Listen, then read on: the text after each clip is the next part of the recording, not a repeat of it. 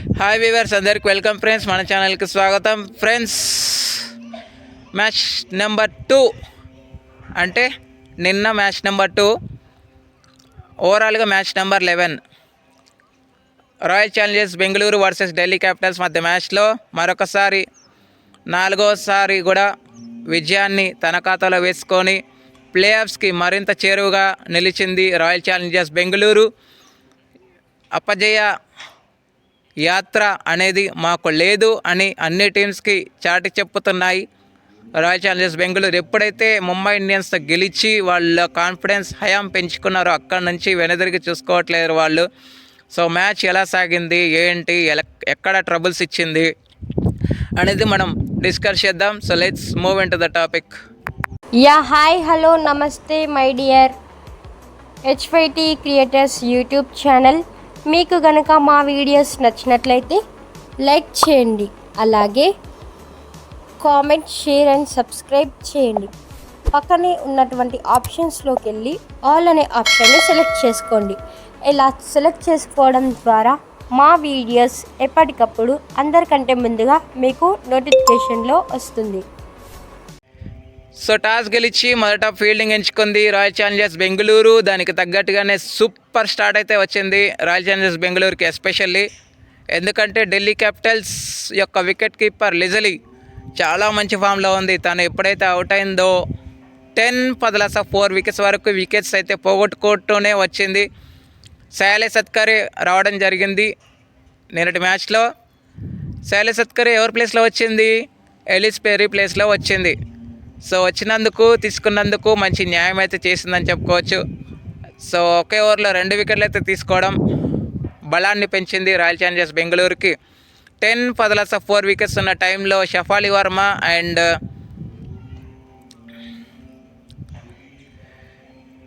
మంచి పార్ట్నర్షిప్ అయితే నిర్మించారు ఇద్దరు కలిసి. 69 రన్స్ పార్ట్నర్షిప్ వచ్చిన తర్వాత సిహెచ్ స్ట్రాటజీ టైమ్అవుట్ తర్వాత పార్ట్నర్షిప్కి ఎండ్ పడింది. షఫాలి వర్మ 61 రన్స్ చేసి అవుట్ అయిన తర్వాత నెక్స్ట్ బ్యాటర్ ఎవరైతే ఉన్నారో వాళ్ళు కూడా అవుట్ అయ్యారు. బట్ మిన్నుమణి 5 రన్స్ వేసి అవుట్ అయింది. క్రమక్రమంగా మళ్ళీ వికెట్ల పతనం మొదలైనప్పటికీ మళ్ళీ ఒక పార్ట్నర్షిప్ అయితే రావడం స్టార్ట్ అయింది.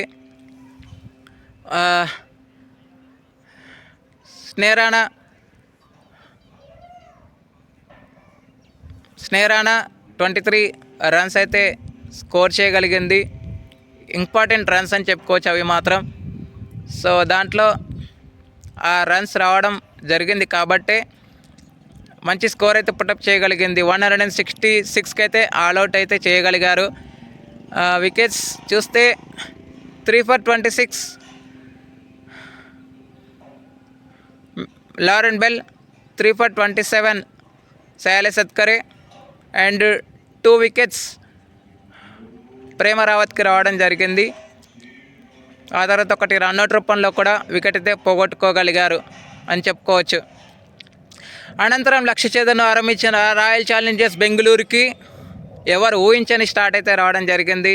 ఫస్ట్ స్టార్టింగ్లో వాళ్ళ ఓపెనర్ గ్రేస్ హ్యారిస్ వికెట్ పోగొట్టుకోవడం జరిగింది. 17 దగ్గర ఫస్ట్ వికెట్ అయితే పోయింది. గ్రేస్ హ్యారిస్ 6 రన్స్కి అవుట్ అయిన తర్వాత మంచి పార్ట్నర్షిప్ జరిగింది. జార్జియా వోల్డ్ మనకు తెలుసు ఎంత మంచి బ్యాటరో, చాలా మంచి చేంజ్ అయితే చేశారు జార్జియా వోల్డ్ని తీసుకురావడం. అండ్ జార్జియా వోల్డ్ 54 నాట్అవుట్ అయితే ఉంది. ఫస్ట్ శృతి మందాన అగ్రెషన్లో ఉన్నప్పుడు తను షీట్ యాంకర్ రోల్ అయితే పోషించింది. షీట్ యాంకర్ రోల్ పోషించినప్పుడు స్ట్రైక్ రేట్ కూడా చాలా స్లోగా ఉంది. అయితే స్మృతి మందాన సెంచరీకి చేరువలో వెళ్తున్న టైంలో నందిని శర్మ బౌలింగ్లో అవుట్ అవడం జరిగింది. హామిల్టన్ మంచి క్యాచ్ తీసుకోవడం వల్ల యూసీ హామిల్టన్ 36 రన్స్ అయితే స్కోర్ చేసింది మన ఢిల్లీ క్యాపిటల్స్ నుంచి. అయితే హామిల్టన్ కూడా మంచి క్యాచ్ అయితే తీసుకోవడం జరిగింది కాబట్టి స్మృతి మందన యొక్క ఇన్నింగ్స్కి తెరపడింది. తర్వాత రిచా ఘోష్ వచ్చి జార్జియా వోల్డ్తో పని పూర్తి చేయగలిగింది. 7 రన్స్ అయితే స్కోర్ చేయగలిగింది అండ్ మంచి హాఫ్ సెంచరీ కూడా చేయగలిగింది. పార్ట్నర్షిప్ కూడా చాలా శరవేగంగా వచ్చింది. 31 బాల్స్లోనే తన యొక్క 50 కూడా కంప్లీట్ చేసుకుంది. స్మృతి మందాన 9th హాఫ్ సెంచరీని అయితే కంప్లీట్ చేసుకుంది. సో నిన్న మనకి ఫస్ట్ మ్యాచ్ ఏదైతే జరిగిందో ఆ మ్యాచ్లో మెగ్లానింగ్ హాఫ్ సెంచరీ చేసింది కదా. ఇప్పుడు మొదటి ప్లేస్లో మెగ్లానింగ్ 11 హాఫ్ సెంచరీస్తో నాసివర్ బ్రంట్, హర్మన్ప్రీత్ కౌర్ని దాటేసి నెంబర్ 1 ప్లేస్లో అయితే ప్రజెంట్ లీడ్లో ఉంది. ఓకే ఫ్రెండ్స్, ఇక player of the match award అయితే no doubt no surprise Smriti Mandhana 96 runs వేసి మంచి విన్నింగ్ రోల్ పోషించింది కాబట్టి తనకే player of the match award అయితే రావటం జరిగింది. Thank you friends. ఇలాంటి అప్డేట్స్ కోసం ఛానల్ని సబ్స్క్రైబ్, షేర్, లైక్, కమెంట్ చేయండి. మరొక అప్డేట్తో మేము ఉంటాను ఫ్రెండ్స్. అంతవరకు సెలవు, నమస్కారం.